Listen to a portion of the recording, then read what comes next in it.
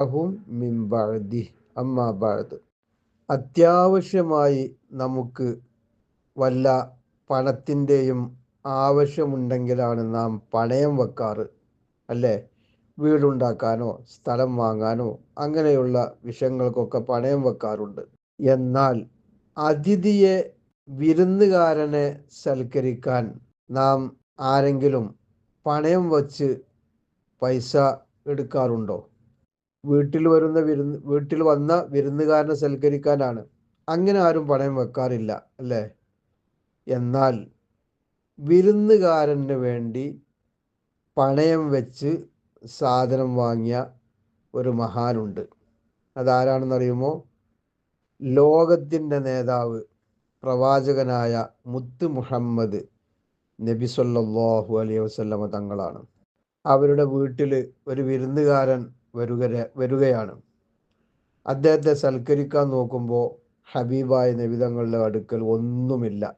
ഉടനെ തന്നെ നബി സല്ലല്ലാഹു അലൈഹി വസല്ലമ തൻ്റെ സേവകനായി വർക്ക് ചെയ്യുന്ന അബൂ റാഫിയ എന്ന സ്വഹാബിയെ വിളിച്ചുകൊണ്ട് പറയുകയാണ്, താങ്കൾ ഉടനെ തന്നെ, ജൂതനായ ഒരു വ്യക്തിയുണ്ട്, അയാളുടെ അടുക്കൽ ചെന്ന് റജബ് വരെയുള്ള അവധിക്ക് അല്പം പലഹാരപ്പൊടി, ബാർലിപ്പൊടി പോലത്തെ പലഹാരപ്പൊടി കടമായി തരാൻ പറയണം.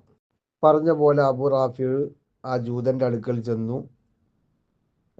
കാര്യം പറഞ്ഞപ്പോൾ ജൂതൻ പറയുകയാണ്, സാധനമൊക്കെ ഞാൻ തരാം, പക്ഷെ എനിക്ക് വല്ലതും പണയം തരണം, വിശ്വാസമില്ല. അബൂ റാഫി റളിയല്ലാഹു അൻഹു നിരാശനായി ബഹുമാനപ്പെട്ട നബി സല്ലല്ലാഹു അലൈഹി വസല്ലം തങ്ങളുടെ അടുക്കൽ വന്ന് കാര്യം പറഞ്ഞു.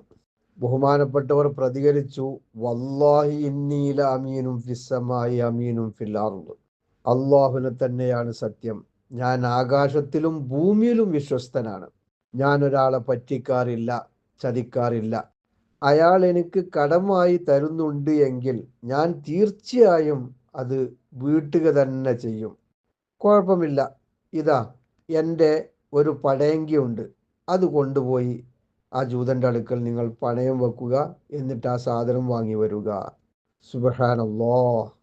പടയങ്കി പണയപ്പെടുത്തി കടം വാങ്ങി വിരുന്നുകാരനെ സൽക്കരിച്ച ഈ സംഭവം ഹദീസ് ഗ്രന്ഥങ്ങളിൽ രേഖപ്പെട്ട് കിടക്കുകയാണ്.